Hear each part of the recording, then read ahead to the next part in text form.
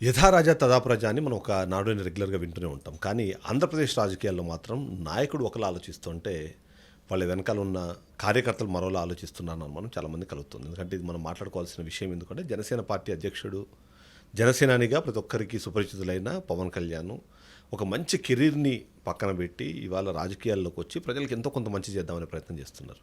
ఈ ప్రయత్నం అన్నది కేవలం ప్రయత్నం మాత్రమే కాదు, ఆ వైపుగా ఆచరణ చేలో కూడా తీసుకెళ్లే ప్రయత్నం ఖచ్చితంగా కనిపిస్తూనే ఉంటుంది.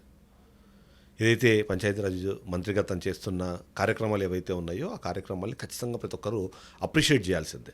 ప్రభుత్వంలో ఒక నిజంగా చెప్పాలంటే చాప కింద నీరులాగా తన పని తను చేసుకుపోతూ తను చేస్తున్న పనులకు సంబంధించిన ప్రచారం ఎక్కువగా లేకుండా ఆ జరుగుతున్న అభివృద్ధి అయితే ఉందో అది ప్రజలకు అర్థమయ్యేలాగా ముందుకు వెళ్తున్నారనేది మాత్రం ఖచ్చితంగా యాక్సెప్ట్ చేయాల్సిన అంశం. అదే సందర్భంలో నాయకుడు ఇలా ఉంటే వాళ్ళ వెనకాల నడవాల్సిన అనుచరులు కానివ్వండి, అనునయులు కానివ్వండి, అందులో ముఖ్యంగా కార్యకర్తలు తీసుకుంటున్న కొన్ని చర్యలు ఏవైతే ఉన్నాయో ఇవాళ పవన్ కళ్యాణ్కి చెడ్డ పేరును తీసుకొస్తూనే జనసేన మీద ప్రజలకున్న ఒక నమ్మకాన్ని లేదా ఒక హోప్ ఏదైతే ఉందో ఆ హోప్ని వాళ్ళ సన్నగిల్లేలా చేస్తున్నాయా అన్న అనుమానము చాలామందిలో కనిపిస్తుంది. దానికి సంబంధించి మనం కొన్ని విషయాలు ఇప్పుడు మాట్లాడుకోవాలి. ఓవైపు జనసేనాని ఒకసారి గుర్తు చేసుకుంటే మనము పవన్ కళ్యాణ్ నిజంగానే ఫిల్మ్లో చాలా పీక్ స్టేజ్లో ఉన్నప్పుడు అంతకుముందు ప్రజారాజ్యంలో యువరాజ్యంలో అనే ఒక డివిజన్ స్టార్ట్ చేసి దానికి ఆయన యువరాజ్యం అధ్యక్షుడిగా అప్పట్లో కూడా యూత్ని ప్రభావితం చేసి రాజకీయాలకు తీసుకొచ్చేందుకు ఒక ప్రయత్నం చేశారు. ప్రజారాజ్యం సక్సెస్ కాకపోయినా యువరాజ్యం అధ్యక్షుడిగా తను చేసిన కార్యక్రమాలు ఆ తర్వాత డిస్కషన్ పాయింట్గా ఖచ్చితంగా ఉన్నాయని చెప్పొద్దు, తప్పేం కాదు. ఆ తర్వాత జనసేన పార్టీని స్థాపించిన మొదటి ఏడాదే ఆంధ్రప్రదేశ్ రాష్ట్ర విభజన జరిగిన తర్వాత ఎవరి హయాంలో అయితే మంచి జరుగుతుంది అన్న ఒక కాన్సెప్ట్లోకి వచ్చేసి జాతీయ స్థాయిలో బీజేపీతోనూ రాష్ట్ర స్థాయిలో టీడీపీతో కలిసి ఒక కూటమిగా ఏర్పడి అప్పుడు పోటీ చేయకపోయినా సరే ప్రశ్నిస్తాను అంటూ తను ముందుకు వచ్చి ఆ రోజు తన పాత్ర పోషించే ప్రయత్నం చేశారు. సరే 2019 ఎన్నికల్లో అన్నది డిఫరెంట్ సినారియో. 2024లో మరొకసారి కూటమి అధికారంలోకి రావడానికి తను తీసుకున్న చొరవ, తను చేసిన త్యాగం, తను వ్యవహరించిన తీరు ఇవాళ దానికి కారణం అనేది ప్రతి ఒక్కరు చెప్తారు. ఇలా ఆలోచించే వ్యక్తి ఆయన వెనకాల ఉన్న నాయకులు ఎలా ఆలోచించాలి అంటే ఖచ్చితంగా ఆయన తరహాలోనే ఆలోచించాలి. కానీ ఈ మధ్యకాలంలో తెరపైకి వస్తున్న కొన్ని వివాదాలు కానివ్వండి, ప్రజల్లో నానుతున్న కొన్ని విమర్శలు కానివ్వండి, ఖచ్చితంగా ఇప్పుడు డిస్కస్ చేసుకోవాల్సిన అవసరం ఉంది. అందులో ముఖ్యంగా ఈ మధ్యకాలంలో వినూత కోటకు సంబంధించిన ఇష్యూ అనేది ప్రతి ఒక్కరికి తెలుసు. ఓ సందర్భంలో వైసీపీకి సంబంధించిన ఒక ఎమ్మెల్సీ తన డ్రైవర్ని హత్య చేసి ఇంటికి తీసుకెళ్ళి అక్కడ వదిలేసి వచ్చారు అనే దాన్ని డోర్ డెలివరీ అని చెప్పి జనసేన బాగా దాన్ని ప్రచారం చేసింది, దాన్ని విమర్శించింది, వ్యతిరేకించింది. అలాంటి కార్యక్రమాలకు సంబంధించి కానివ్వండి, వాటి గురించి మాట్లాడడం కానివ్వండి చేస్తూ వచ్చింది. కానీ ఇప్పుడు వినూత కోట చేసిన పని ఏంటి? తన వ్యక్తిగత సహాయకుడు, తన డ్రైవరు అయిన రాయుడుని ఇవాళ అత్యంత కిరాతకంగా చంపేసి డోర్ డెలివరీ చేయలేదు, తీసుకెళ్ళి డైరెక్ట్గా సముద్రంలో కలిసేలాగా ఒక నదిలో పాడేసడం అన్నది. జనసేన వెంటనే చర్యలు తీసుకురామని సస్పెండ్ చేసినా సరే వైసీపీకి ఒక విమర్శనాస్త్రంగా మాత్రం అది ఆ ఇన్సిడెంట్ మారింది అన్నది మాత్రం ఖచ్చితంగా ఒప్పుకోవాల్సిన సిచ్యువేషనే ఉంది. వినూత కోట తీసుకున్న నిర్ణయానికి వెనకాల బలీయమైన కారణాలు ఉండొచ్చు. కానీ ఆ కారణాలు ఏంటి అని ప్రజలకు తెలియకుండా ముందే దాంట్లోని ఒక వర్షను, రెండో వర్షను, మూడో వర్షను అంటూ డిఫరెంట్ వర్షన్స్ ఇప్పటికే ప్రజల్లో ప్రాచుర్యంలోకి వచ్చేసి ఓవైపు రాయుడుతో వినూత కోటకి అక్రమ సంబంధం అని మాట్లాడతారు, మరోవైపు కూటమిలోనే లుకలుకల్లో భాగంగానే అక్కడున్న స్థానిక ఎమ్మెల్యే చేసిన ప్రోద్బలంతోనే ఆ అబ్బాయి ఆమెకు సంబంధించిన అసభ్యకర వీడియోలు కారణమని చెప్తారు.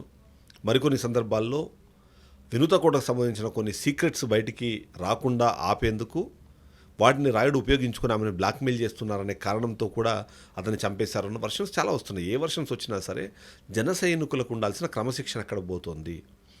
ఆ క్రమశిక్షణ రాహిత్యమే ఇలాంటి ఘటనలకు కారణమని విశ్లేషించుకునే స్థాయికి వాళ్ళందరూ పాల్పడిన ఈ ఘటన మొత్తం అలా ఒక వరస్ట్ ఎగ్జాంపుల్గా మిగులుతోంది అన్నది మనం చెప్పాల్సింది. ఇది ఇక్కడితో ఆగిపోవట్లేదు. ఎందుకంటే కేవలం ఒక మహిళ ఇలాంటి ఘటనలో పార్టిసిపేట్ చేయడమో లేకపోతే దీంట్లో అతను ముద్దాయిగానో నిందితురాలుగానో ఉండడం అన్నది ఒక పాయింట్ అయితే, అంతకుముందు జరిగిన ఘటనలు మరికొన్ని, అందులో జానీ మాస్టర్ సంబంధించిన ఇష్యూ కూడా ఎప్పటికప్పుడు డిస్కషన్ జరుగుతూనే ఉంటుంది. ఎందుకంటే ఓవైపు 30,000 మంది మహిళలు అఘాత్యాలకు పాల్పడడానికి కారణంగా గతంలో వైసీపీ ప్రభుత్వం కారణమని చెప్పి తను మాట్లాడడం కానీ 30,000 మంది మహిళల మిస్సింగ్కి సంబంధించిన డిస్కషన్ చేసిన జనసేనాని ఇవాళ తన పార్టీలోనే ఒక కొరియోగ్రాఫరు జానీ మాస్టర్ ఎవరైతే ఉన్నారో జానీ మాస్టరు చిన్న ఏజ్లో అంటే 17 years 16 years ఉన్న ఒక అమ్మాయిని లోబర్చుకొని శారీరకంగా తనని వాడుకున్నాడని చెప్పేసి ఇది ఎవరో మాట్లాడుతున్న మాట కాదు. డైరెక్ట్గా ఆ అమ్మాయే బయటకు వచ్చి నా మీద ఇలా అత్యాచారం జరిగింది, నన్ను ఇలా వాడుకున్నాడు, తన్ని ఏదైనా అడుగుదామంటే నా కెరీర్ని నాశనం చేస్తానని బెదిరించాడు. బెదిరించే క్రమంలో ఎంతో కొంత జనసేన పార్టీ అన్న అండ చూసుకొని ఆయన అలా వ్యవహరించారనే విధంగా కూడా మాట్లాడే ప్రయత్నం చేయడం అంటే, సరే జానీ మాస్టరు అతని కెరీర్ పరంగా జరిగిన ఒక తప్పు కాదా అని చూడాలా, లేకపోతే ఆయన ఇండస్ట్రీలో ఉన్న నేపథ్యంలో అక్కడ జరిగిన ఒక ఘటనగా చూడాలని పక్కన పెడితే, but end of the day అది వైసీపీకో మరో పార్టీకో రాజకీయ అస్త్రంగాను ఆ విమర్శలకు కారణంగా మారిన పరిస్థితి మనం చూస్తున్నాం. అక్కడ ఒక మహిళ బాధితురాల్లో కనిపిస్తుంది. ఇక వీటితో ఆగిపోయిందంటే అలా ఏం కాదు. అదే తిరుపతి జిల్లాకు సంబంధించిన కిరణ్ రాయల్ కూడా ఒక మహిళని అధికారం పేరుతోనో ఇంకో పేరుతోనో లోబర్చుకొని ఆమెతో లక్షలాది రూపాయలు డబ్బులు తీసుకొని ఆమెను కూడా మోసం చేశారు అన్నది వినిపించింది. సరే, ప్రతి సందర్భంలోనూ జనసేన పార్టీ వెంటనే రెస్పాండ్ అవుతున్నారు. వాళ్ళని సస్పెండ్ చేయడమో లేకపోతే అఫీషియల్ ప్రోగ్రామ్స్కి దూరంగా పెట్టడమో చేస్తున్నారు. కానీ బట్ ఇలాంటివి ఆపాల్సిన బాధ్యత ఉందా లేదా అన్నది ఒక డిస్కషన్. నిజంగానే జనసేనని లేదా పవన్ కళ్యాణ్ కోరుకుంటే అనుకుంటే ఇది ఆగిపోతుందా అంటే ఖచ్చితంగా కాదు. ఎందుకంటే ఇవి వాళ్ళ వ్యక్తిగత అంశాలుగానే మనం చూడాలి. ఎంత వ్యక్తిగత అంశాలైనా సరే క్రమశిక్షణ అనేది కనిపించట్లేదు. వేరే పార్టీల మీద వీళ్ళు ఎలాంటి ఆరోపణలు అయితే చేశారో ఆ ఆరోపణలు తిరిగి మళ్ళీ వాళ్ళ పార్టీలో జరిగిన సంఘటనలకు అవి ఒక రీజన్గా మారిన నేపథ్యంలో ఇవాళ జనసేనాని కూడా ఇబ్బంది పడుతున్న పరిస్థితి. ఇవి సరిపోవన్నట్టు మనం రెగ్యులర్గా చూస్తున్నాము. పిఠాపురం ఎమ్మెల్యే తాలూకా, డిప్యూటీ సీఎం తాలూకా అని రాసుకొని బైకుల మీద, అంటే ఏదైతే రూల్స్ ఉన్నాయో ఒక బైక్ కానీ ఒక కార్ కానీ మీరు నడపాలి అంటే దానికి ఖచ్చితంగా కొన్ని టర్మ్స్ అండ్ కండిషన్స్ ఉన్నాయి, కొన్ని రూల్స్ అండ్ రెగ్యులేషన్స్ ఉన్నాయి. వాటికి అనుగుణంగానే నేమ్ బోర్డ్స్, నెంబర్ ప్లేట్స్ ఉండాలి. కానీ వాటన్నింటినీ కాదని చెప్పేసి అవన్నీ తీసేసి వీళ్ళు ఈ పేర్లు పెట్టుకొని నడపడము, వాడిని ఎవరన్నా పోలీసులు పట్టుకుంటే వాళ్ళని అగ్రెసివ్గా మాట్లాడే ప్రయత్నం చేయడము. సో ఇలాంటివి చేయడం ద్వారా ఎంతో కొంత ఇవాళ జనసేనకు కూడా చెడ్డ పేరు వస్తుంది అన్నది అందరూ యాక్సెప్ట్ చేయాల్సిన విషయం. సో ఇవాళ ఈ విమర్శనలకి ఈ రాజకీయంగా ఒకవైపు ఒక బ్యాక్ స్టెప్ వేయడానికి కారణంగా కనిపిస్తున్న ఈ కార్యకర్తలు ఎవరైతే ఉన్నారో, ఈ నాయకులు ఎవరైతే ఉన్నారో, వాళ్ళు జనసేన అని అనుకున్న ఒక గొప్ప అంశం ఏదైతే ఉందో, ఒక లక్ష్యం ఏదైతే పెట్టుకున్నారో ఆ లక్ష్యాన్ని వాళ్ళ తూట్లు పొడుస్తున్నాయని మొత్తం ఖచ్చితంగా చెప్పాలి. ఎప్పటికప్పుడు ప్రోయాక్టివ్గా వాళ్ళ మీద చర్యలు తీసుకుంటున్నారు, వాళ్ళని నివారిస్తున్నారు, నిరోధించే ప్రయత్నం చేస్తున్నారు. ఇవన్నీ జరిగినా సరే వాటిని ప్రజల్లో ప్రాచుర్యంలోకి వెళ్లకుండా ఆపడము, ఇది యథారాజా తథా ప్రజ నేను స్టార్టింగ్లో ఏదైతే చెప్పానో ఆ విధంగానే జరుగుతోంది. రాజు అలాగ ఉన్నారు కాబట్టే నాయకులు కింద ఉన్న కార్యకర్తలు ఇలా ఉన్నారు, లేదా మీకు కనిపిస్తున్న నాయకులు కార్యకర్తలు అలా ఉన్నారు కాబట్టి ఖచ్చితంగా వాళ్ళ రాజు కూడా అలానే ఉంటాడు అనే విధంగా ఇవాళ వైసీపీ విమర్శలు చేసేందుకు ఒక అవకాశాన్ని అయితే క్రియేట్ చేస్తున్నారు. ఇవి ఇక్కడితో ఆగిపోలేదు, చాలా ఉన్నాయి. ముఖ్యంగా జనసేనను సపోర్ట్ చేసే కొద్దిమంది బహిరంగంగా బాహాటంగా వచ్చి రాజకీయ నాయకుల్ని, ముఖ్యంగా ఇప్పుడు విపక్షంలో ఉన్న వైఎస్ఆర్సీపీని కానివ్వండి, వైఎస్ఆర్సీపీ అధినేత జగన్మోహన్ రెడ్డిని కానివ్వండి, లేకపోతే మిగిలిన నాయకులందరినీ కూడా ఎంతో కొంత అప్పట్లో వాళ్ళు ఎలా అయితే వ్యవహరించారో వీళ్ళు కూడా అలానే వ్యవహరిస్తున్నారని అనుమానం వచ్చేలాగా మాట్లాడే సందర్భాలు కనిపిస్తున్నాయి. ఇప్పటికి చూస్తే అధికారంలోకి వచ్చింది కూటమి, దాంట్లో కీలకమైన పార్టీగా జనసేన ఉంది. డిప్యూటీ సీఎం హోదాలో పవన్ కళ్యాణ్ ఉన్నారు. ఇలాంటి పవన్ కళ్యాణ్ ఉన్నప్పుడు అక్కడ పాలనలో ఆయన ఎలా అయితే ముందుకు వెళ్తున్నారో అదే సందర్భంలో మిగిలిన వ్యవహారాల్లో, పార్టీ వ్యవహారాల్లో కూడా మిగిలిన వాళ్ళు అంతే నిబద్ధతతో ఉండాలన్నది ప్రతి ఒక్కరు కోరుకుంటారు. కానీ అటువైపు వెళ్తుందా అంటే మేబీ కొద్దిమంది నో అనే ఆన్సర్ చెప్తున్నారు. ఎస్ అని చెప్తున్న వాళ్ళ సంఖ్య ఉన్నా ఆ నో అనే ఆన్సర్ వినిపించకూడదు అన్నదే ప్రతి ఒక్కరు ఎక్స్పెక్ట్ చేస్తారు. ఒక సిద్ధాంతాల్లో కలిగిన ఒక రాజకీయాన్ని చేయాలని చెప్పేసి ఆయన ప్రయత్నం చేస్తున్నారు. సనాతన ధర్మాన్ని ఇప్పుడు ఆయన తీసుకున్నారు.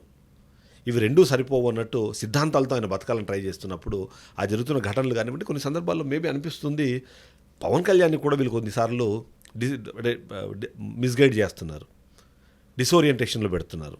దాని కారణంగా ఆయనకు కొన్ని డైలాగ్స్ కానివ్వండి, లేకపోతే బయటకు వచ్చిస్తున్న స్టేట్మెంట్స్ కానివ్వండి, ఆ తర్వాత అది ట్రోలింగ్ మెటీరియల్గా మారిపోతుంది.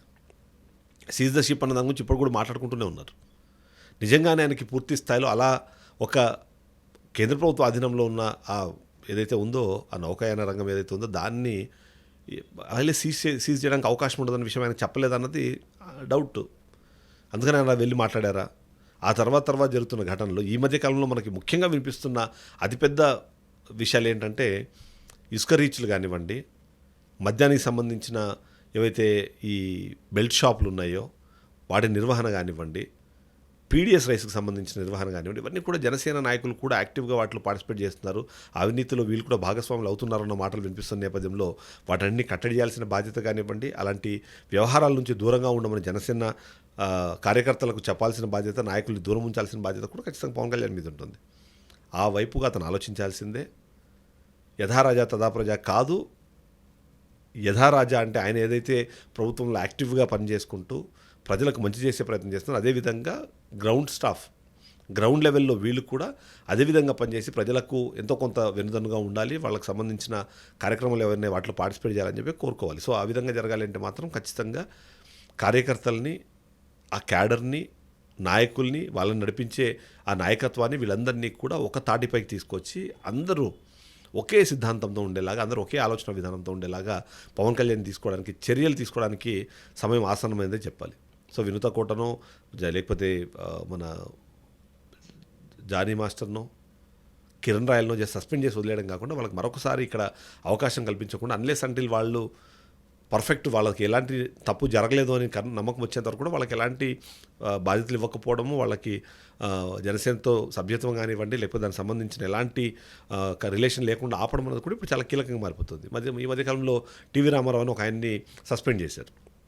ఆయన సస్పెండ్ చేయడానికి కారణం ఏంటంటే పార్టీ వ్యవహారాలకు విభిన్నంగా పనిచేస్తున్నారు అని. కానీ ఆయన చేసిన పని ఏంటి?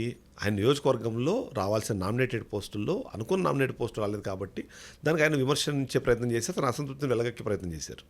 ఈ మధ్యకాలంలో మీరు గమనిస్తే జనసేన పార్టీకి సంబంధించిన నాయకులు ఎవరైనా కూటమి నేతల గురించి మాట్లాడితే ఇమ్మీడియట్లీ వాళ్ళ మీద సస్పెన్షన్స్ వస్తున్నాయి. కానీ అదే వైస్ వర్సాలో టీడీపీ నాయకులు జనసేన నాయకుల మీద దాడులు చేసినా సరే ఎలాంటి రెస్పాన్స్ రావట్లేదు. సో ఇది ఎట్లాంటి రాజకీయ పొత్తు అన్న ప్రశ్న కూడా కొంతమంది జనసేన కార్యకర్తలు అడుగుతున్నారు. దానికి సమాధానం చెప్పాలి. ఎందుకు అంటే కూటమి అన్నప్పుడు ఆ కూటమికి ఏవైనా రూల్స్ ఉన్నాయనుకుంటే ఆ రూల్స్ అందరికీ సేమ్ ఉండాలి. జనసేనకు ఒక రకంగా, టీడీపీకి ఒక రకంగా ఉన్నాయనే భావన కలిగించేలాగా ఏమైనా యాక్టివిటీస్ జరిగితే ఓవైపు జనసేన నుంచి కూడా బాధపడే పరిస్థితి ఉంటుంది, జనసేన కార్యకర్తలు కూడా ఎదురు తిరిగే సిచ్యువేషన్ ఉంటుంది. ఇప్పటికే బయట పార్టీల నుంచి చేరుతున్న నాయకులు కానివ్వండి, వాళ్ళ యాక్టివిటీస్ అవన్నీ కూడా డైరెక్ట్లీ ఆర్ ఇండైరెక్ట్లీ జనసేనకు ఆపాదించబడతాయి. కాబట్టి దాని వైపులో కూడా అతను ఆలోచించుకోవాల్సిన అవసరం ఉంటుంది అన్నదే ప్రతి ఒక్కరు చెప్తున్నారు. సో పవన్ కళ్యాణ్ను ఎలా అయితే ప్రభుత్వ అధికారం ఉన్న ప్రభుత్వంలో యాక్టివిటీస్ చేస్తున్నారు, అలాగే పార్టీలో కూడా యాక్టివిటీస్ చేసి అంతటినీ ఒక క్లీన్ పాలిటిక్స్ వైపు నడిపించాలని చెప్పి మనందరం కోరుకుందాం. Thank you.